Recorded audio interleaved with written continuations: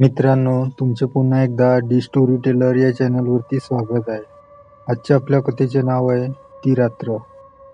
पण कथा सुरू करण्याअगोदर मित्रांनो, जर तुम्ही चॅनलवरती नवीन असाल तर चॅनलला सबस्क्राईब करा व बेलच्या बटनला प्रेस करा. चला तर मग गोष्टीला सुरुवात करूया. मोकळं निर्जन मैदान. मध्यरात्रीची वेळ होती. जमीन, झाडे, लांबवरची घरे, डोंगर, टेकड्या सर्व मंद चंदेरी प्रकाशाने व्यापून टाकलं होतं. आज बहुधा पौर्णिमा असावी किंवा नुकतंच काल परवा होऊन गेली असावी. शांततेत दोनच आवाज ऐकू येत होते.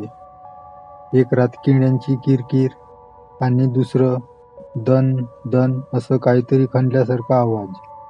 मैदानात एका जागेवर एक तरुण कुदळीने खणत होता. जवळच एक मुलगी उभी होती.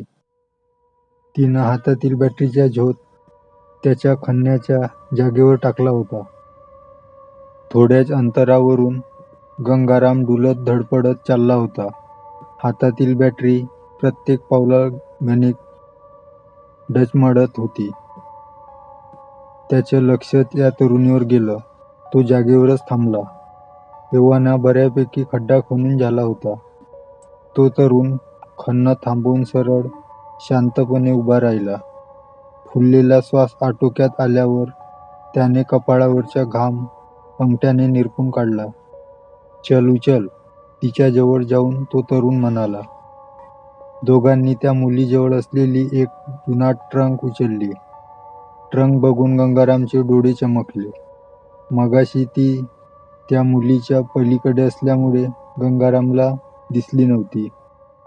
उचलताना तरुणाचं गंगारामकडे लक्ष गेलं. आधी तो दचकला, पण मग घाबरण्याचे काही कारण नाही हे त्याच्या लक्षात आलं. त्याच्या कपाळावर आठ्या पडल्या. ए गंग्या, काय बघतोस?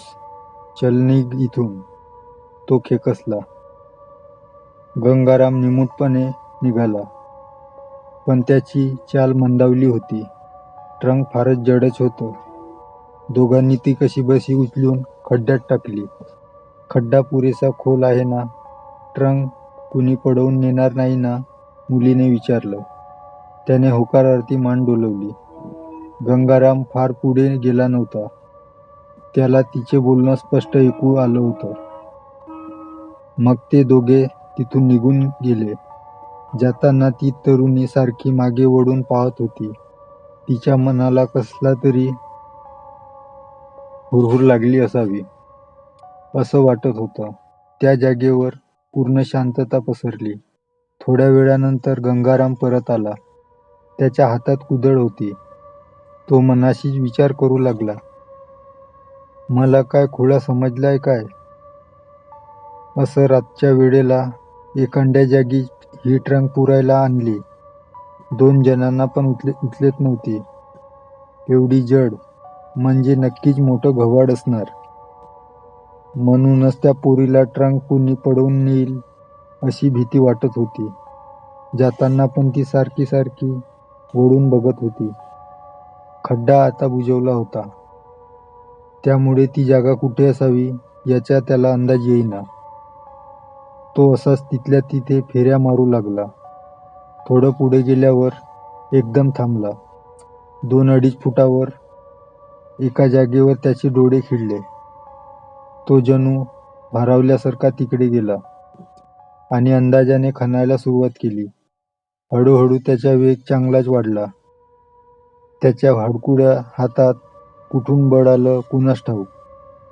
कदाचित मनातल्या लालसेपोटी त्याच्या डोळ्यात एक धग उतरली होती. मगाच्या त्या तरुणीपेक्षाही दुप्पट ताकदीने आणि दुप्पट वेगाने तो घाव घालत होता. शेवटी एकदाचे खणून झालं. तो जरा विश्रांती घेण्यासाठी कुदळ बाजूला टाकून खाली डोळे मिटून बसला. 2 मिनिटांनी जेव्हा त्याने डोळे उघडले तेव्हा त्यातली धग विझली होती. समोरच्या खड्ड्याकडे बघून त्याला आश्चर्य वाटले, पण मग त्या बेफिकिरीने हात झटकला. तो पटकन उभा राहिला अन कुदळ घेऊन आत उतरला. ट्रंकला भलं मोठं कुलूप होतं. ते त्याने कुदळीचा घाव घालून तोडलं आणि घाईघाईने ट्रंक उघडली. पण हातातल्या बॅटरीच्या झोत आत टाकून जेव्हा त्याने बघितलं तेव्हा त्याला खूप मोठा धक्काच बसला. आश्चर्य, भीती, किळस असे संमिश्र भाव त्याच्या चेहऱ्यावर उमटले. आत एका तरुणीचं प्रेत होतं. छातीवरचे रक्त सुकून काळं पडलं होतं. धनाजीराव पाटील आणि कुसुबा धांडे यांची खूप घनिष्ठ मैत्री होती. दोघांच्या परिस्थितीत जमीन आसमानाचा फरक होता. पाटील म्हणजे खूप बडे आसामी, अतिशय श्रीमंत तर होतेच, शिवाय पूर्ण तालुक्यात त्यांना खूप मानही होता. तर कुशाबा हा एक साधा गरीब शेतकरी. दोघेही वेगवेगळ्या गावचे. ही विजोड जोडी एकत्र कशी हे सगळ्या गावाला कोडच होतं. पाटलांचा मुलगा जगन आणि कुशाबाची मुलगी इराचं शिक्षण पूर्ण झाल्यावर त्यांच्या एकमेकांशी लग्न लावून आपली मैत्री नात्यात बदलण्याची पाटील आणि कुशाबाची इच्छा होती. ती त्यांनी मुलांना सांगितली. जगनने नापसंती दर्शवली, कारण त्याच्या दुसऱ्या मुलीवर प्रेम होता. तो उधळ स्वभावाचा होता. काही व्यसनही होती. त्याला आपलं भलं-बुरं समजत नव्हतं. इराशी लग्न करून तो सुधरेल, तीच त्याच्यासाठी योग्य आहे असं पाटलाचे मत होतं. कुशाबाला मात्र आपल्या मुलीवर बळजबरी करायची नव्हती. ती योग्य जोडीदार निवडायला सक्षम आहे असे त्याला विश्वास होता. त्यामुळे रीतसर बघण्याचा कार्यक्रम ठेवला. इराने नकार दिला तर लग्न होणार नाही हे जगनने ओळखलं होतं. त्याने तिला समजवण्याचा प्रयत्न केला की तिनं नकार द्यावा. इरा अतिशय चाणाक्ष आणि महत्वाकांक्षी होती. तिला स्वतःचा व्यवसाय करायची इच्छा होती. पण घरची परिस्थिती हालाकीची. तेवढं भांडवल कुठून आणणार? जगनसारख्या श्रीमंत मुलाशी लग्न करून ते सहज उपलब्ध होणार होतं. आणि लग्नानंतर जगनला त्या मुलीच्या संपर्कात राहू दिले नाही की तोही तिला विसरून जाईल, असा विचार करून तिने जाणून बुजून लग्नासाठी होकार दिला. ही जगनची गडचेपीच होती, जी तो बिलकुल सहन करणार नव्हता. आता हे लग्न करायचे नसेल तर एकच मार्ग होता, इराचा मृत्यू. त्या दिवशी संध्याकाळी जगनने इराला मुद्दाम आपल्या गावापासून दूर एकांतात असलेल्या फार्म हाऊसवर बोलवलं. त्याची गर्लफ्रेंड मीनाही तिथे होती. दोघांनी इराचं खून करून तिचं प्रेत एका टंकेत टाकून ती पुरली. प्रेत बघून आधी गंगाराम चांगलाच भेदरला होता. मग थोडासा सावरल्यावर तो खड्ड्यात उतरला आणि ट्रंकजवळ जाऊन निरीक्षण करू लागला. तो कुशाबा आणि इराला ओळखत नव्हता. ती दिसायला चांगली देखणी होती. आश्चर्य म्हणजे छातीवरचे रक्त सोडून ती मृत असल्याची कुठलीही खूण तिच्या शरीरावर नव्हती. एक हात पोटावर होता. शरीर सोडलेलं होतं.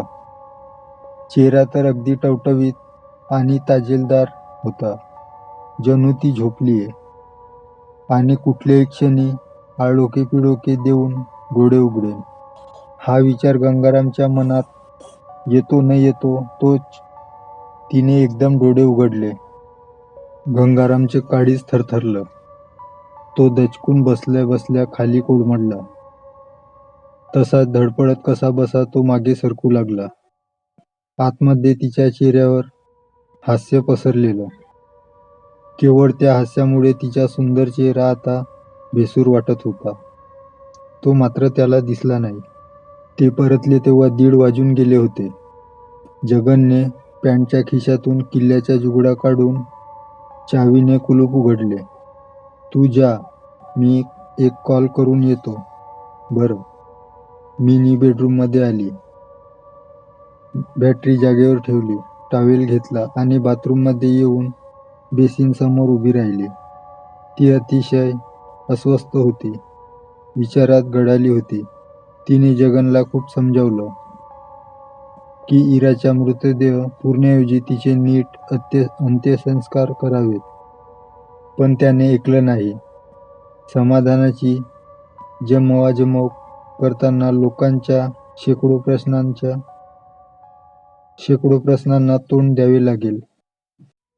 त्यातून कुणाला संशय आला असता तर त्यांचेही बरोबरच होते म्हणा. तिने कसोशीने मनातले विचार बाजूला सारले. नळ चालू करून तोंडावर पाणी मारलं. टॉवेलने तोंड पुसून एकवार समोरच्या आरशात बघितलं आणि ती एकदम सुन्न झाली.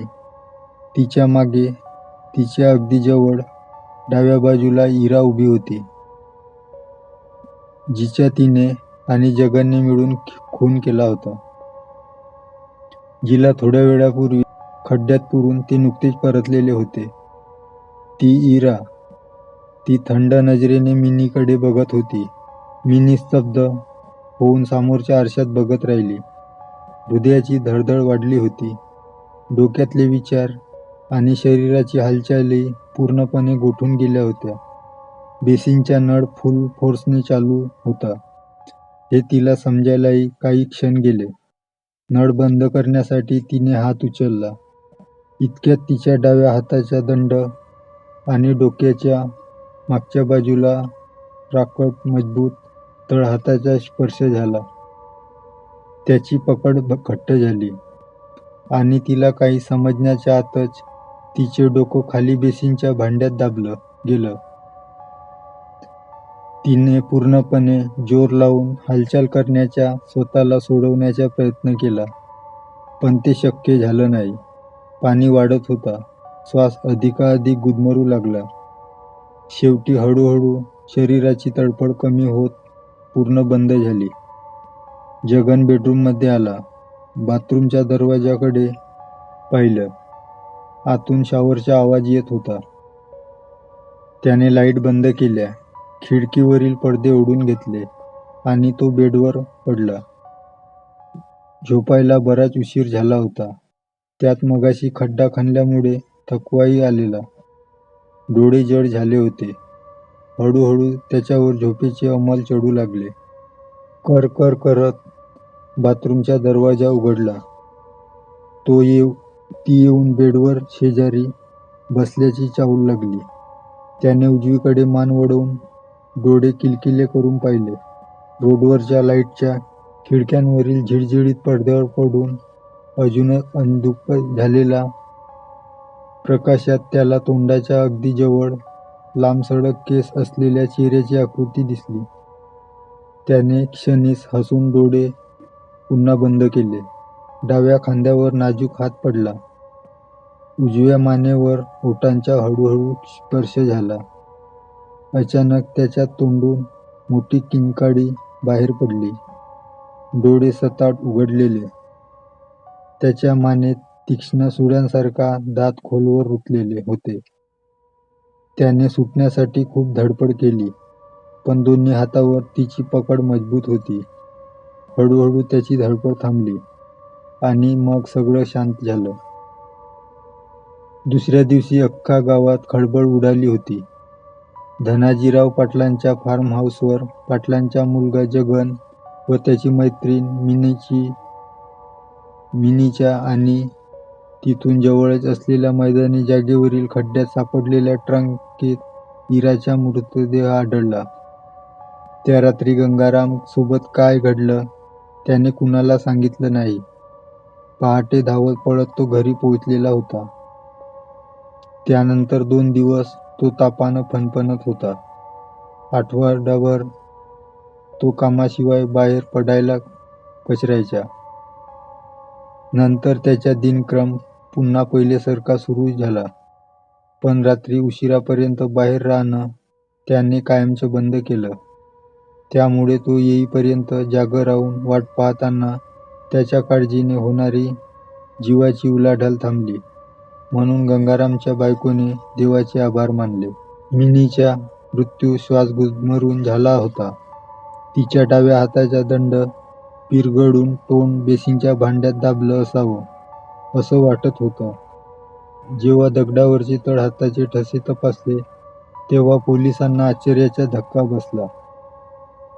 ते इराच्या तळहाताचे ठसे होते. तसाच जगनचा मृत्यू मानेच्या लचका तोडल्यामुळे झाला होता आणि इराच्या दातांची अगदी किंचित रक्त लागल्याचे आढळलं होतं. पण इराचा मृत्यू संध्याकाळी झाला होता आणि जगन इराच्या त्यानंतर रात्री 2 ते 3च्या दरम्यान. खरं तर त्या दोघांनीच इराचा खून केला हे निष्पन्न झालं होतं. मग हे कसे शक्य आहे? पोलिसांसमोर हे मोठं कोडच पडलं होतं. मित्रांनो, ही कथा तुम्हाला कशी वाटली? लाईक व कमेंट करून नक्की सांगा व चॅनलवरती नवीन असाल तर चॅनलला सबस्क्राईब करा. भेटूया अशाच एका नवीन गोष्टीसोबत.